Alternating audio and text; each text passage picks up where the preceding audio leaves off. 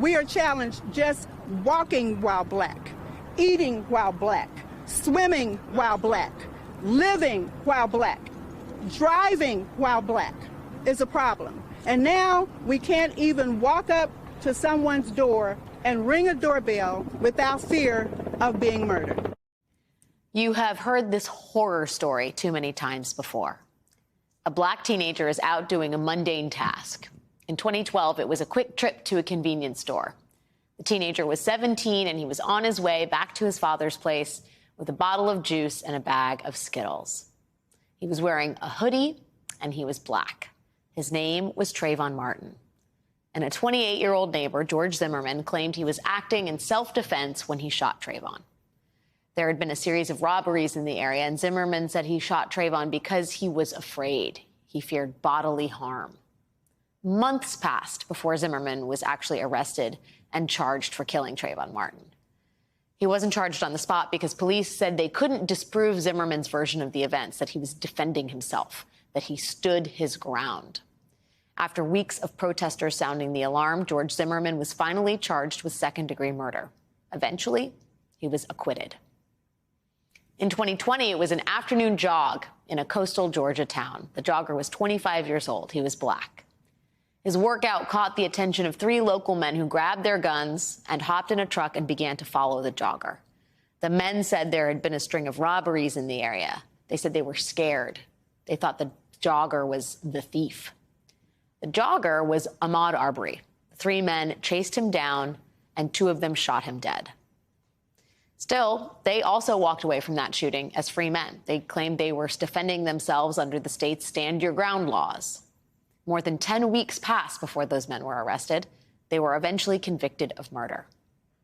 Stand Your Ground laws exploded after 2012 when George Zimmerman killed Trayvon Martin. Now, more than 30 states have laws that do away with the idea that people have a duty to retreat from a dangerous situation that they encounter at their home or even in some public spaces. Instead, a person who reasonably believes they are in danger of death or serious harm can use deadly force.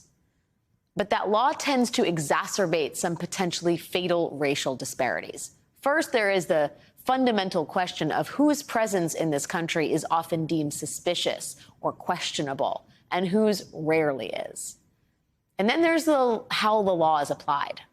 When white Americans in a Stand Your Ground state, when white Americans shoot a black person dead and claim self-defense, the killing is ruled a justifiable homicide 34% of the time. But when the races are reversed, when it is a black shooter and a white victim, that rate plummets. Only 3% of those homicides are deemed justifiable. Which brings us to last week, April 14th. It was a quick trip to pick up his little twin brothers, both 11 years old. He was 16 years old, and he rang the doorbell, but he had the wrong address for the house in Kansas City, Missouri, another state with a Stand Your Ground law. The white homeowner, Andrew Lester, claims he thought it was a break-in and he was scared to death due to the male's size and his own advanced age, 84.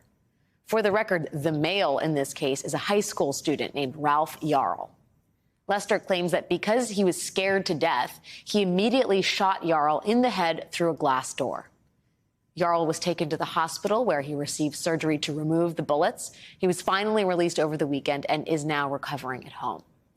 Andrew Lester, for his part, was detained the night of the shooting, but then he was released hours later with no charges. He claimed self-defense in a Stand Your Ground state. After a weekend of protests, Lester was finally charged yesterday with felony assault and armed criminal action. This afternoon, he turned himself in. And as of tonight, he is out on bail. His arraignment is scheduled for tomorrow. Lester's decision to shoot Ralph Yarl follows a pattern in Stand Your Ground states, a white gunman who shoots a black child or a young man because of misplaced suspicion and fear.